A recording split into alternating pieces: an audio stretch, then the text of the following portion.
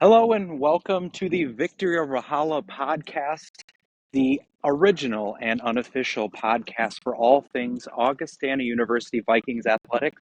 I am your host, Brent Jamison, and I am so honored that you have chosen to join me today on our maiden voyage on this podcast to talk about a school that I'm sure all of us enjoy talking and hearing and seeing play on a daily basis. The objective of this podcast for me is just a great place to talk about something that I'm incredibly passionate about. I am a 2010 graduate of then Augustana College, now Augustana University. It's just a great opportunity for me to interact with fellow people who also like and enjoy the young men and women student athletes that represent the Vikings on a daily basis. This first podcast will be a little bit of a getting to know me first. I am a so-called former student athlete. I had a cup of tea with the Augustana men's golf team back in the mid 2000s. My only claim to fame, which I never claim and have probably never thought about since it happened, was that I was on the far end of the roster of the only men's college golf championship for Augustana University back in the North Central Conference days. We'll get that out of there. I probably will never talk about that again, but there's a quick frame of reference that I was I would say, failed student athlete.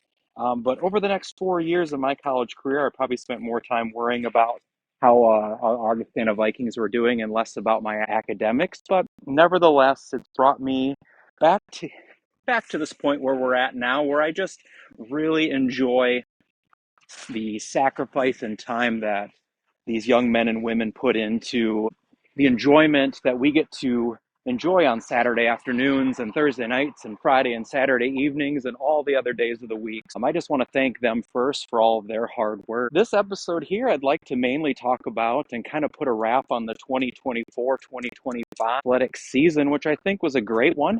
I think there were certain things that went better than expected and some things that maybe didn't go as well as we'd all hoped.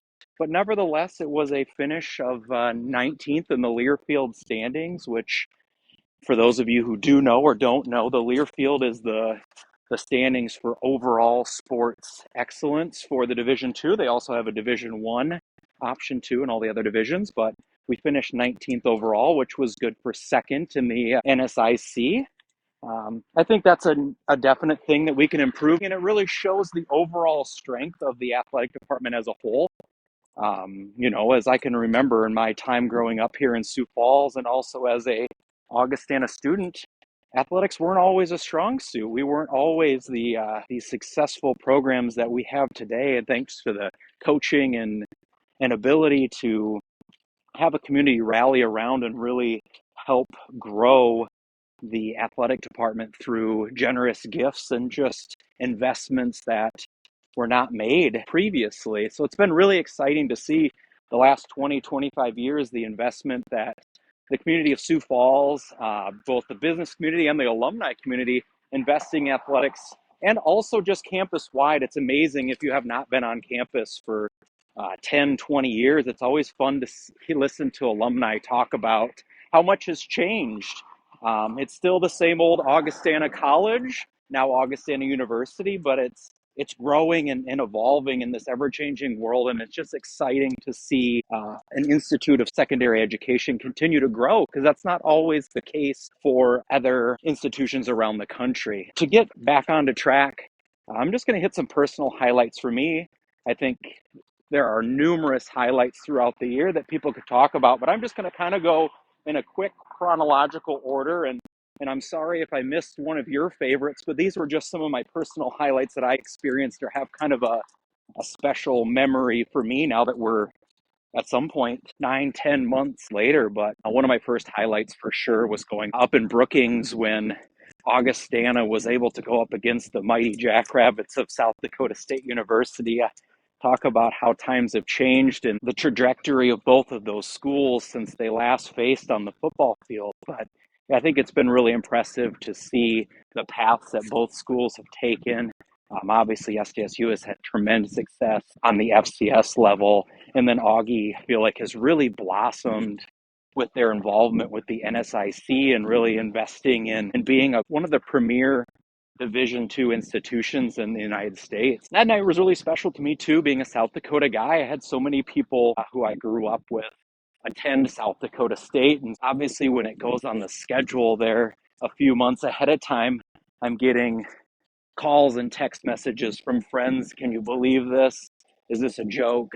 Why is SDSU playing lowly in their mind Augustana in football? And I said, you know what? This is such a great opportunity for both schools to kind of remember the good old days, which really aren't that far ago, and just to celebrate the southeastern part of South Dakota and how it can support two great universities doing some tremendous things for their community and for the state as a whole.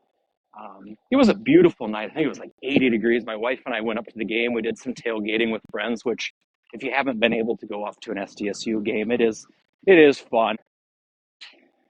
I'm removed from being in college. I can go up there and enjoy a few things as an adult and respect the path that they're on and respect the path that we are on as well. My wife and I are walking into the game, and we're obviously both rocking our Augie stuff. My wife, full disclosure, is a Nebraska-Lincoln grad, but she's been adopted into the Augie family very lovingly. So we're walking through the parking lot. We're getting chirped at a little bit by some SDSU fans, some younger people. But I feel like most of the people who are my generation or older were just really excited that this game was happening and that we could enjoy kind of a look down memory lane and see where these two schools are and the success that they've had in their respective levels over the last decade or so.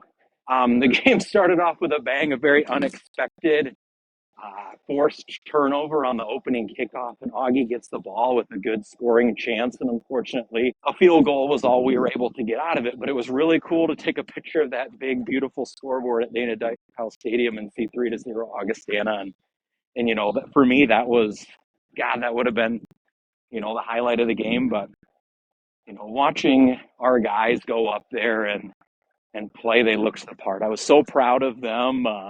I think it definitely took the wind out of some Jackrabbit fans with that opening turnover. And then the way that our guys played, we were in it when unfortunately we were down starting quarterback at that point, and that didn't help us out. And we had a few other injuries along the way, but defensively, we only gave up 24 points. And I know people will say that, you know, the Jackrabbits presented a very vanilla offense and things like that. But I've seen those non-conference games up in Brookings get real ugly real fast, scoring, gosh, I think they scored 80-some points against a team a few years ago. So we definitely held our own. And I was so proud at the end of the game, and you could tell even as we're walking out to the parking lot, the Jackrabbit faithful were thankful for the test that we were able to give them and not have it just be a laugher 70-0.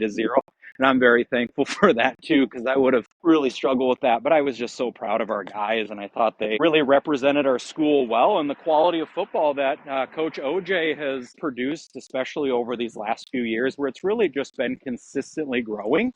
There hasn't been the up and down that I feel like when we've had good teams in the past, where it's like pretty good one year and then the crop of players move on. And it was really exciting to see them grow. And then obviously the season went in the direction that it did with getting another playoff berth. I think my second highlight of the season for the Vikings was definitely a month or so later when we were hosting the other school in Sioux Falls, having never beaten them on our home field. It was a misty day, kind of chilly, but just a really good football day. And I feel like in the past, the one thing that I've really questioned, I don't even know if question is the right term, but just wondered is kind of the ability for our guys to go out and win when things are not perfect conditions. I think if it's 55 degrees out, there's not a team in the country that I don't think we can play with in perfect conditions. I think we just play really well when we can do the things that we want to do on offense,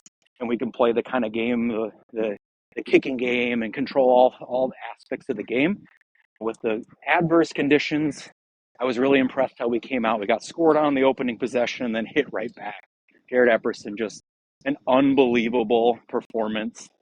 Most of us can remember the CJ Ham game, and I think this would definitely be the Jared Epperson game. Oh my gosh, he was unbelievable. As always, there's always a lot of chirping between these two teams, and rightfully so with their proximity to one another. But gosh, it felt great to finally win two in a row and to finally win one at home. And it's not that game is the most important game on the schedule for us. I think our rivalry with the Mavericks is equal to, if not more important, in my opinion, just because of the situations that we've played games in against the Mavericks over the last few years when it's playoff games. And I think that's really going to have to be the next step if the other school in town is going to be a rival, is that we're just going to have to start playing them in the postseason where you're going to play them twice a year, that kind of deal. And I feel like that's something that we've really had with Mankato and even Bemidji State for that reason. When you're playing teams 2-3 times in a calendar year, that just adds to the level of intensity and the familiarity between the two teams. But just looking at Epperson's line, 18 carries, 205 yards, 2 touchdowns. He also had 1 catch for 75 yards. It was just an unbelievable performance, nearly 300 yards. Those are the games that I'm glad my boys were at. It's just fun to see someone step up on the biggest stage in the big games. The defense played so good in that game, making stops, especially at the end of the game, just to keep, as things got tight, just kind of keep that good lead and having a comfortable end. I thought it was a well played game by both teams, and ultimately we came out on top, which was awesome. That was definitely a Gunnar Hemsley quality, just good, controlled game where he was in control of the offense. He made good choices. He took care of the ball, which as a first-year starting quarterback is so important. Those turnovers they really do kill you. So it was just fun to see his maturity in that game and also throughout the season as well. My next highlight is going to have to be, I'm going to go to the wrestling mat. I could not believe the performance that our guys put on at the national meet, sending four wrestlers. When I think even looking at the roster of the 4 quality wrestlers that we were able to send, I think you have expectations that they're going to probably individually do well, but I think a runner-up on the national side is just not something that you're going to go into that match with with 4 wrestlers. I even think I can't remember what interview it was with Coach Reitmeyer, but he mentioned, he's like, I don't think I've ever seen 4 wrestlers go in and win at a national meet and do so well. The math is mathing, and you're trying to figure out how you're going to get that bulk of points. But I was just incredibly impressed. Those guys came in, they were all business, and it's just really cool to see a team peak at the right moment and just have guys that really stepped up and did what they needed to do when the lights got brightest. And sometimes you just have to put your head down and do well. And I was really impressed. And it's fun, and it's always cool to do well. It always helps too when you have a guy who comes in, really like all 4 of the wrestlers that qualified, you're really getting, you knew you were going to get points as long as people showed up and did what they, kind of the expectation, which I think is what Viking wrestling is all about, is there's just good wrestling in our area, where the Minnesota, Nebraska, Iowa, South Dakota, there's just such good wrestlers, and Reitmeyer always does a good job of getting guys that fit his style and develop. They're guys that put in the work, and by their junior and senior year, they're really good wrestlers. Hale Larson, national champion. And it's cool to see local kids do well. He's a graduate of Rapid City Central. And I think it just adds to the excitement for me when Augustana does so well with local kids, when guys that you've heard about as they're going through their prep ranks, and then just seeing them succeed at the collegiate level is really satisfying for me, and it's really cool, and I'm so proud of those guys. Augustana University has had such a storied tradition of wrestling and just some great All-Americans and national champions. And it's just one of those programs that I think the pride among the alumni is the highest.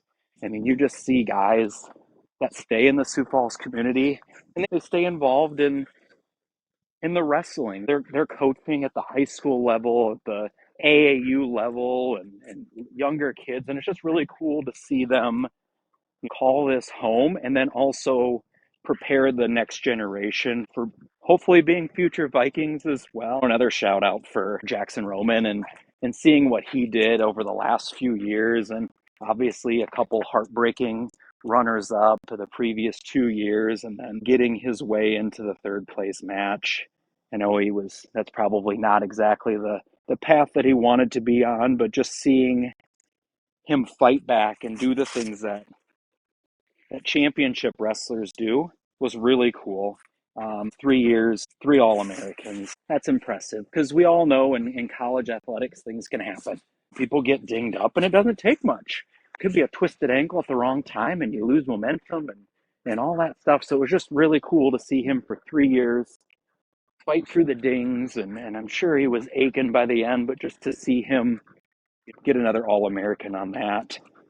There's also Cade Mueller as well with his 5th place finish, and Max Ramberg with his 4th place finish. And those guys led the team all season. Those 4 wrestlers, anytime there was a match, those were 4 wins that you knew in a duel that you could count on. And that consistency, the expectations that those are wins, that helps the rest of the team who's on the younger side and hopefully sets the standard for the coming years for the team to continue to do well. And I know over the last few years, maybe the team has not performed as well as coach and others have hoped, but I'm hoping this runner-up finish here is just exactly what the program needs to kind of jumpstart and kind of have an era of dominance here. Because our conference and region is real tough, but it's such a good test to get ready for that national tournament. Because if you can compete in our conference and you can compete in the region, you got a damn good chance to place really well at the national meet. The next highlight for me was kind of an unexpected one this year, but just such a pleasant surprise, was the Acrobatics and Tumbling hosting the national championship. And it was an event that we got it on the calendar and you're like, I wonder what that's going to be like, just because it's such a new sport for our school. And it's just a new sport just in complete general for collegiate athletics. And then they're trying to get NCAA sanctioning, which I think they're getting closer to, which is awesome. It's such an incredible experience for those young women to get the recognition that they deserve because they put in hard work. They're so talented. They're so strong and agile. Was one of the coolest things that happened at the Elman Center all year. We got the 4th seed, 8 teams make the national tournament, which was cool that we're hosting, but we're also, one of the top 4 seeds in the 3rd year of our program. Coach has done an awesome job of getting recruits and getting people who compete from all different, whether it's gymnastics or cheer, and just getting them on campus, getting them trained up, and just becoming a really cohesive team that I can tell has so much pride in representing our school, that this year is just the tip of the iceberg of what this school is able to do on this level. And I'm just really excited to see, and I'm glad that they were able to showcase their abilities on the national level in front of Sioux Falls and the Elman Center crowd.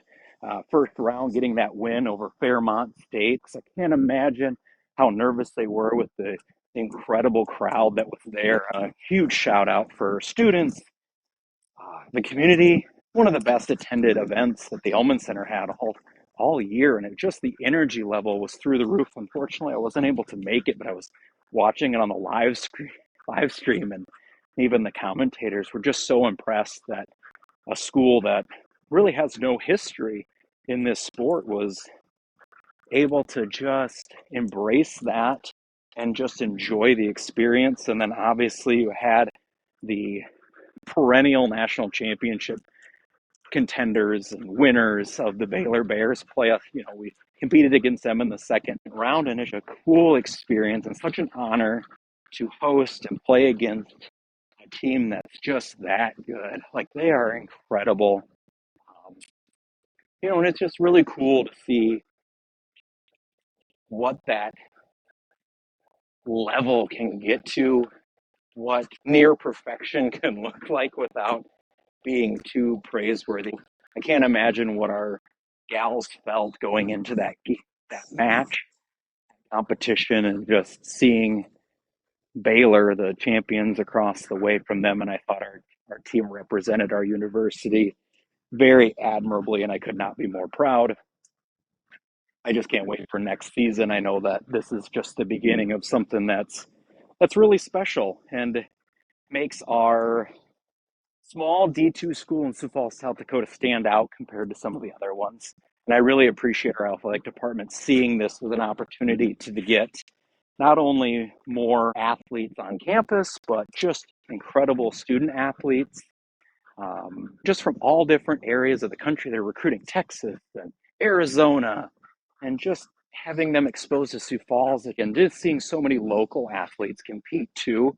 It's just fun to see moms and dads and grandmas and grandpas being able to make it to the game. And I'll say this 100 times, it's just really cool when athletes from nearby can compete at Augustana, and the family and even the town be so proud of them and their achievements. And kudos to them, kudos to Sioux Falls and the Augustana community for supporting that event and then seeing where it can go from here.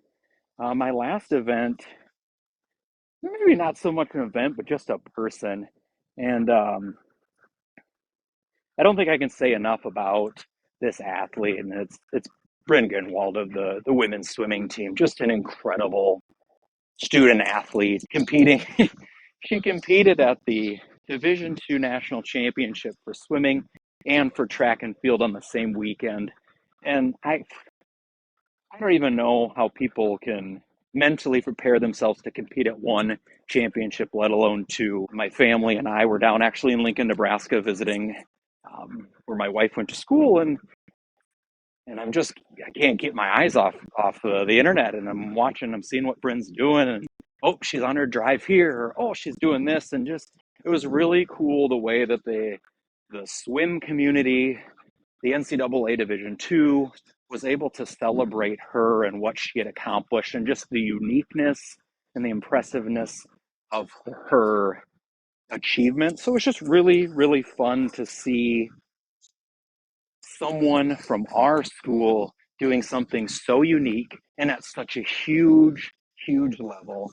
And, when she goes to this meet, and, obviously the expectations are high coming off back-to-back runner-ups on the national stage and the 50 free, but just seeing her go into the high jump and the other races that she's competing in and achieving the All-American status that she was able to in so many other races. It was just really, really fun to watch. It was fun to see other people excited. It was fun to see people on X, artist formerly known as Twitter, talking about where's Augustana University, what a cool deal, how special it is that even the coaches of the two teams would think this was a good idea and be willing to communicate and collaborate on something so unique. And it was fun. It was just a really special thing for her and for the swim team that's still in its first decade of existence, to see someone compete at that level. As some of you may know, or maybe you don't know, Bryn graduated in 3 years, kind of for us on the outside world, unexpectedly graduated from Augustana early, which is incredible to see her compete on the track and in the pool, and then be able to get just casually double major in accounting and business administration in 3 years. She entered the transfer portal, and there's a really good article out of the, dang it, I think ThinkCloud Live is who it has, and I just talked with an interview with her, just talking about what her expectations were. Well, long story short, she's going to UVA, University of Virginia, which is just, no big deal coming off 5 straight women's swim national championships. And, and it's like an Olympic factory. You have gals swimming on that team that are fresh off gold medals, silver medals, and bronze medals at the latest Olympics. So just what an awesome opportunity for a young person to be able to graduate from a school like ours and then be able to have almost a second career at in my opinion, one of the better schools in the entire country. Charlottesville is beautiful. I think they'll love it there. It's a college town that's about as nice as it gets in the United States. So just really, really happy for her to be able to continue her career at such a high level. As far as I know, in my Augustana enjoyment, I have never seen an athlete be able to transfer to a school like that. And I have no doubt that she will be successful. I think the plan from the interview is for her to swim this upcoming year and then to participate in track the following season. And I think she's going to get like 2 different masters while she's there. So just an incredible student athlete, and I think really epitomizes what Augustana offers when it comes to the student athlete experience, that you can have an incredible athletic career, but also most importantly, have an incredible academic career as well that sets you up for the next 40, 50 years of your life. And that's really what it's all about. It's great when you're in between the lines and in the pool and all that stuff, but ultimately it's what you do those next section of your life that really matters. And I'm so honored that she's a graduate of our school and that we get to see her compete at the next level. I'm just going back, national champion in the 50 free, 16-time All-American. Oh my gosh, that doesn't even sound real just saying it out loud. So incredibly impressive career. Thank you. I think one of my biggest regrets is probably not taking advantage of the ability to watch her swim at the Midco. Most people don't graduate in 3 years, so I was fully expecting her to have a complete senior year this year, and I think probably Augustana was as well. I think no doubt if they knew that she was going to forgo her senior year, that she would probably have been nominated for quite a few NCAA athlete awards, Woman of the Year. I think her senior year, she would have definitely been under consideration for many of the awards that a lot of our athletes have been nominated for and even won. And I never got to see her swim, and that's on me. I was fully anticipating a full season, and then also being able to celebrate her on senior day, which I think is such a special opportunity for all of our student athletes, just to thank them for the time that they've put in, the sacrifice, the nights and weekends away, and the made up classes, and the studying on the bus, and the airplanes, and all those other things. So just thank you for choosing Augustana and being a part. And I wish you nothing but success at the University of Virginia. And I don't doubt that there will be anything but success for Bryn, just based on her work ethic and also her ability to be an incredible student athlete as well. That wraps up my highlights from the 2024-2025 Augustana University athletics season. I'd love to hear some of yours. Make sure that you are following us on X at Victory or Valhalla Podcast. Let me know what your highlights were, and I'm excited to talk about some of the things that I'm excited for this upcoming athletic season here soon. Make sure you look for episode 2. I'm going to talk about the Elman Center renovations, which I'm really excited about, among other things. And down the road, I think the format will be, I'm going to talk about some highlights that I'm excited about for the 2025-2026 athletic season. But then on a kind of a weekly basis, I'm hoping to touch on the seasons, the happenings, the will to happens, and then also do season previews. There's a lot of information to go through, and I'm really excited to talk about them, to talk about some of the things and the players and the events that I'm excited about. And I'm excited to interact with you guys too, so make sure you reach out. I'm available on all the social medias as well. Once again, my name is Brent Jamison. Thank you for listening to the Victory or Valhalla podcast. We'll talk to you soon. And as the great Jeff Billings says, that's all my time. Thank you for yours, and go Vikes.